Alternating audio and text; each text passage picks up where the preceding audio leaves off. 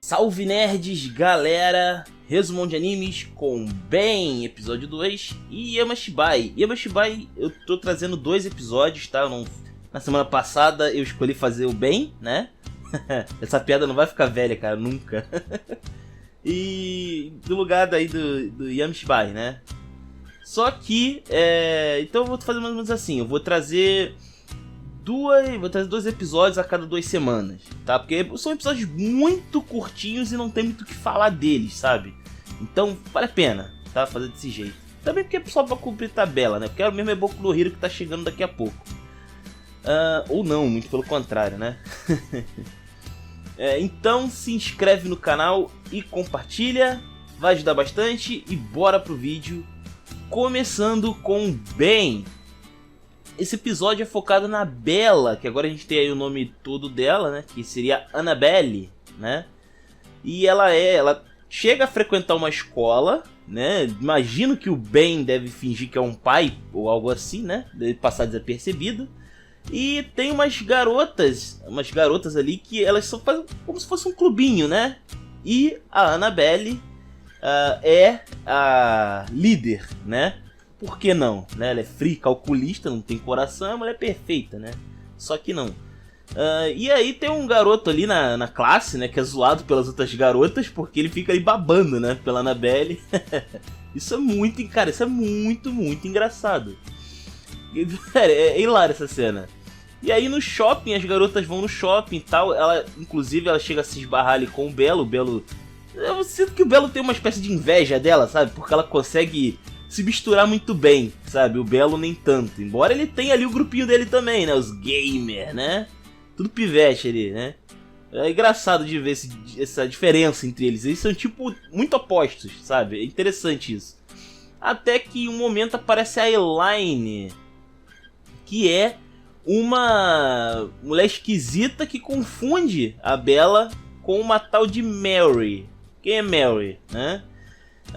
E aí ela fala que é por causa da presilha que ela tem na cabeça, né? Ela tem ali uma presilha que ela diz que é da amiga dela, né? A tal da Mary. E aí, só que, pô, mulher velhona, tá ligado? Tipo, não tem como ela reconhecer a Bella, tá ligado? Não parece que ela tem idade suficiente pra se misturar com a galera ali, né? E aí, depois, mais pra frente, a gente vê aí, durante todo o episódio, na verdade, a gente vê que eles estão em Upper, né? Tudo está se passando em Upper, que é o lado mais evoluído, vamos dizer assim, né? Da ponte. E que tá rolando uma investigação ali sobre uma garota que foi encontrada ali, porque tava chovendo um dia antes. E essa chuva acabou revelando uma cova rasa, né? Com o corpo de uma garota que morreu há um bom tempo atrás, né? E essa garota é a Mary. Olha só, né? E aí depois a gente vê durante o episódio também a Elaine falando com uma tal de Dominique. Falando que a Mary veio pra se vingar e tal, né? Ela realmente acredita que a Bella é a Mary, né? Porque ela é realmente muito parecida. E a gente vê também durante esse episódio que a Bella pegou a aparência dessa tal de Mary, né? Ela não é à toa, que essa confusão não é aleatória, né? Foi realmente isso que aconteceu. E aí, ela acaba gostando da ideia de ter essa Elaine por perto, né? A Bella compra essa ideia, ela quer saber mais sobre essa tal de Mary, né? E ela começa a confiar muito nessa mulher, né? Até que em um dado momento, inclusive a Elaine, um ponto interessante, que a Elaine salva a Bella de meio que ser estuprada, eu diria, né? Só que, claro, quem morreria eram os estupradores, claramente. Os assediadores ali iam rodar fácil. Mas, ela não precisou se transformar, né? A Elaine veio intervir, né? E aí, depois de um tempo ali que elas meio que ganharam amizade uma da outra, a Elaine manda um e-mail, sei lá, uma mensagem ali no telefone da Bella para que ela se encontrasse, né, onde estava a cova rasa da tal da Mary, né? E ela faz a mesma coisa com a tal da Dominique. E aí elas se encontram naquele lugar, a Elaine não está ali. E de repente aparece uma bola gigante que arrasa a tal da Dominique, tipo, atropela violentamente a mulher. Porra, do nada, tipo, você tá conversando e pá, né, tá ligado? Bizarro. E aí a gente vê um cara muito bizarro, ele é um tipo de androide, sei lá, que ele tem uma parte do corpo dele robótico, né? E ele tem ali umas paradas a ver com bola de boliche. Eu não entendi. O cara deve ser igual o outro, né? Ele acabou gostando de boliche, ou morreu por causa de boliche e virou boliche, ponto, né? Provavelmente foi isso. Se todo vilão for assim, é muito tosco, na boa. Porque esse do boliche, cara, eu saí sem entender nada desse episódio. Sério, é muito bizarro esse cara. E ele nem era tão forte, sinceramente. A Bella se transforma pela primeira vez, a gente vê que ela parece, né, a transformação do bem. Parece bastante, inclusive. Mas ela está se segurando. E eu vou mostrar pra vocês mais pra frente. Ocorre ali uma luta, né? Luta entre aspas, porque o cara nunca teve chance. Tomou a piaba dela. E aí ela questiona quem foi que mandou ele. E o sujeito aí explana que foi a tal da Elaine que mandou. E ela não acredita à primeira vista, porque, né? A Elaine tava cuidando dela esse tempo todo, pegou uma amizade e tal. Mas ela fez isso, né? Não só isso, como ela ficou aí no recinto lá da tal da Dominique, que é ricaça, né? E ela é uma das famílias mais importantes aí de Upper, né? Nesse meio tempo, aquela detetive, ela tá... que é a tal da Sônia, né? Ela tá investigando esse caso da Cova Rasa, né? E ela descobriu que essa tal de Dominique, Elaine aí, esse grupinho de garotas de muito tempo atrás, elas cometeram um crime horrendo. O crime horrendo foi causar a morte dessa garota aí, a tal da Mary. Eles não descobriram como foi que ela morreu, mas sabe que ela foi esmagada, né? Por algo que veio violentamente na direção dela, com certeza. que será, né? O cara do boliche, talvez? É o cara do boliche. E que a Elaine foi responsável por criar uma onda de mentiras falando que essa tal de Mary aí era uma pessoa ruim, quando na verdade ela não era, né? Ela, meio, vamos dizer assim, a Dominique era a líder do grupo e a Elaine era a fofoqueira que ficava nas sombras, né? Agindo pelas costas de todo mundo. Ela fez com que a Mary tivesse que pagar uma espécie de prenda ali entre as garotas, né? O que causou a morte dela, porque a Elaine contratou aquele cara 10 anos atrás, o cara do boliche, né? E aí quando a garota morreu, ela simplesmente chegou e começou a explanar que a garota era horrível, que roubou uma presilha lá importante, que ela deu inclusive pra Bella durante o episódio, essa presilha. E, tipo, como assim, cara? A mulher é louca, ela é louca, tá ligado? E ainda botou a culpa na... A Dominique ficou culpada, né? Cresceu culpada esse tempo todo. Tanto é que ela ficou assustadíssima quando soube que a tal da Mary estaria de volta. Olha que bizarro, né, cara? E aí, cara, quando a Bella chega lá no apartamento e confronta a Elaine, que ela revela o plano igual uma vilã maligna louca, ela é completamente louca. Essa mulher é desvairada, tá ligado? Cara, a Bella perdeu o juízo por um momento ali e ela virou uma segunda transformação. Uma segunda. E essa é interessante porque eu achei fisicamente parecida com o Alien. Cara, é bem parecido com o Alien, sério, bizarrão. E ela só não fez o pior porque o Ben apareceu e deu um jeito ali de atrapalhar ela, né? Lembrando que durante as transformações ela fica peladinha também, igual o Ben, né? Mas é muito errado falar disso aqui, então deixa pra lá, né? E aí a Sônia chega ali no apartamento, né? E encontra o Ben de novo, já é a segunda vez que tem um caso envolvendo esse cara, né? E agora essa garota. E aí o Ben simplesmente fala ali, essa daí é a responsável por todo o problema e vai embora, né? E aí vai ele e a Bella e deixa aí a tal da Elaine, né? Tomando conta e fica aí, né? Viva ainda pra contar a história. E completamente assustada, né? Porque foi atacada por um alien, basicamente. Bizarro, né, cara? E a gente vê aí, cara, esses caras estão há muito tempo, tem muita história pra contar, esses yokais aí, hein, cara? E da onde vem esse cara do boliche? Será que é o tal do professor lá, o doutor maluco? Pode ser.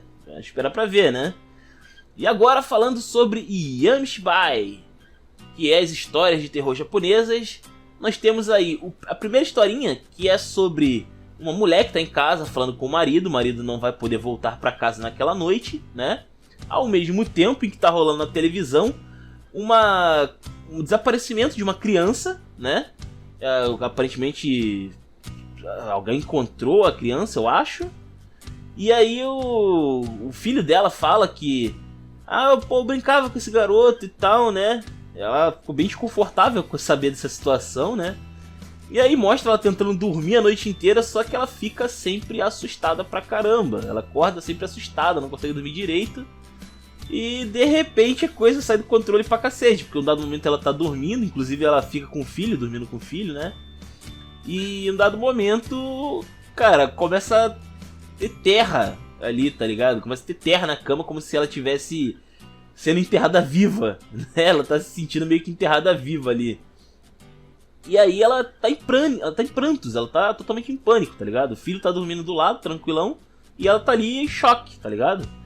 Até que ela sai do quarto ali e começa a ser agressivamente... Nossa, ela consegue ser muito assombrada de repente ali por uma espécie de espírito, né? Que parece ser o do garotinho, né? E o garotinho falando ali, esse parque aqui é muito divertido e tal, né?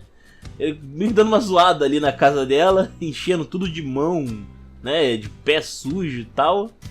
E ela vai falando ali com o marido no telefone, só que ela começa a ficar em prantos, então o pânico começa a tomar conta, né? E ela começa a revelar algo interessante. Começa a revelar que ela enterrou a criança, cara. Essa criança que sumiu no parque foi por culpa dela. Não foi mostrado por quê, mas caraca, que pesado. Tipo, esse tempo todo a gente tá vendo o lado aqui do vilão da parada, né? E aí o filho dela aparece e questiona ali, pô, velho, o que aconteceu, né? Tipo, as mãos não estão ali na parede e tal. Era tudo uma ilusão da cabeça dela, mas uma coisa que não era ilusão é que ela tá suja de terra. Aquela terra da cama parece que é dela mesmo, né? Ficou com ela ali. E aí ela começa a ouvir passos, né? Os passinhos de novo do moleque invisível aí que tá aprontando outras loucuras. E a gente é graciado aí com esse rostinho bonito aí no final, mostrando que a mulher se fudeu, né? Ela foi assombrada até a morte. E loucura esse episódio aí. E também tivemos aí um outro que não é tão assustador na minha opinião. Eu achei mais triste que assustador, né? Que é um casal de velhinhos que eles compraram uma boneca porque a esposa ali do cara era muito velha pra ter uma filha, né? E aí ele comprou ali uma boneca, o cara fez à mão ali, um artesão fez à mão essa boneca. E a velha gostou tanto da boneca que ela começou a cuidar dessa boneca todo dia, né? Foi começando a, vamos dizer assim, deixar ela mais humana, sabe? Foi dando tanto amor que foi começando a tornar a boneca meio que humana, né? E o marido preocupado porque ele sabe que ela gostou, ela tá cuidando da boneca, né? Só que ela tá se esforçando um pouco demais. E ele ficou doente. Logo assim, a primeira vez que a gente vê ele já tá tossindo. Então ele tá doente desde o início do episódio. E aí vai piorando, a gente vai vendo o avanço ali do tempo e ele vai piorando, né? Lembrando que são dois idosos. E aí com o tempo a mulher veste a boneca, ela pinta as partes ali onde ficam os encaixes ali da boneca, né? Uma coisa muito bizarra. Até um ponto em que o marido dela morre. E aí a gente vê que a boneca já tá razoavelmente humana, vai? E a velha tá ali sozinha de frente com a boneca, falando que só sobrou elas duas e tal, né? Mas ela continua dando todo o amor possível pra boneca. E a gente vê que a boneca começa a mexer. Pô, caraca. E aí, ela, no final ali, ela já tá muito triste, né? Com a perda do marido e tal. Tá debilitada porque ela tá se dedicando à boneca, né? E aí ela morre. Ela cai ali e começa a morrer. Mas antes de morrer, ela pede um desejo. Ela queria que a boneca pudesse chamar ela de mãe uma vez, né? E aí a gente vê que a boneca começa a mexer os olhos, assim, olhando pra ela no chão. E começa a tocar uma espécie de som ali de relógio, né? Tocando, né? Como se tivesse, sabe, meia-noite, sabe? Tipo, tá acabando, assim, né? E aí a boneca começa a receber ar, ela respira. E aí ela começa a descer ali, a gente ouve o som, sabe? Das partes dela mecânica mexendo.